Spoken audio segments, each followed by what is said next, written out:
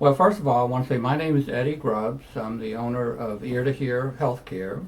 This is one of my patients, Tom Middlemith. He's a fascinating fellow, lots of interesting stories. One of the most interesting things about him is that he was a professional photojournalist for who? The New York Daily News. New York Daily News. And we're talking about the hub of the planet in New York City. And what type of jobs did you work on? Well, it was anything from spot news, people under trains, to the Pope's arrival, to jumping off trains, President's arrival. You name it, we covered it. And all the sporting events, from the Mets, the Yankees, the New York Islanders, the New York Rangers, anything, and the Giants football team, as well as the Jets in my era. Mm-hmm. So he came through a very historic time, because that's when the Yankees were big. I think when the Jets won the Super Bowl with Joe Namath. They did. That was 1969. Well, in '69 it was the Jets won the Super Bowl. And the Mets won the World Series, and the New York Knickerbockers were basketball champs, NBA champs. All three we had in 1 year, 1969. And you were capturing that with the photo? Some of my assignments were that. Yeah, I didn't get them all. Mm-hmm. Okay. So anyway, interesting character here, Tom, but he's also had a hearing problem for many years. So now he wants to tell you a little bit of his background, his experience prior to coming to Ear to Hear. It probably started some 40 to 45 years ago. I'm not a youngster. I was an adjunct professor at St. John's University and taught photojournalism there. And it was very, very difficult for me to understand the young ladies who had questions. I'd have to come down from the podium and get up close to them and ask them what the question was. And then my wife finally said to me, "You have to do something about your hearing." So I went to a place where they sold hearing aids as well as eyeglasses. Eyeglasses were bigger than hearing aids.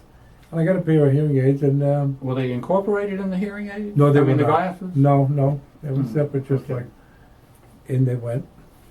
And I could hear again. But that didn't last too long. And I burned through I don't know how many sets of hearing aids before coming here. But in past experiences, I've had a Baha implant, which was a surgical procedure where you go under anesthesia, and there's actually a hole drilled into your head, and I still have it here. And the hearing aid is placed on that, snaps on it, but to me, it vibrates, and it caused me headaches, so I took that off. Well, what made you think to get a Baha? Well, I had met a lady in the gym where I was exercising, and she had it. And she loved it. She said it was wonderful. And she has it, that's about 5 years ago, and she still loves it. So he has no problem at all with it. So the point we want to make here with Tom is that the Baha does work for some people, but in his case it didn't. The vibrations was giving him headaches, so he had to seek out another treatment. You know, it's easier with a woman with the Baha because the hair hides it. It does stick out from your head, and it looks probably insidious, but who cares as long as you can hear? You can hear. And then I went and got Zounds, a pair of Zounds hearing aids here in Estero.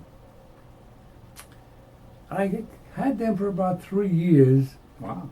And found that they were not satisfactory either. And my brother-in-law had Oticon.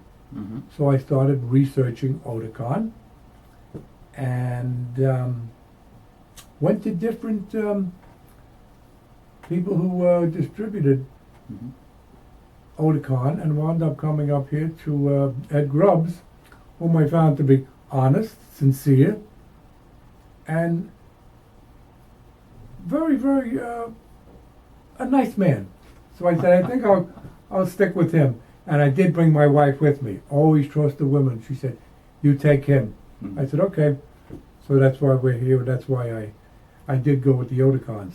And the other thing that I have here now, Eddie, what do you exactly call this? A streamer? This is called a streamer. This is a Bluetooth device. Tell them how it works. Well, of course, everybody has a cell phone. I have an iPhone. And when the phone rings, it's Bluetoothed to this device. The phone rings in the hearing aids. And you take this button here, push it, and you just speak like I'm speaking now. And a conversation is carried on no matter where that iPhone is. It's somewhere in the car, it could be in the house. And you carry on a great conversation. When it's over, you push the button and it's over. The other thing that I like is that it's also Bluetooth to the television. There's a little contraption, a little box that's added underneath the TV. You add it to your audio out, and you turn the audio on the television off and listen to it right through the hearing aids.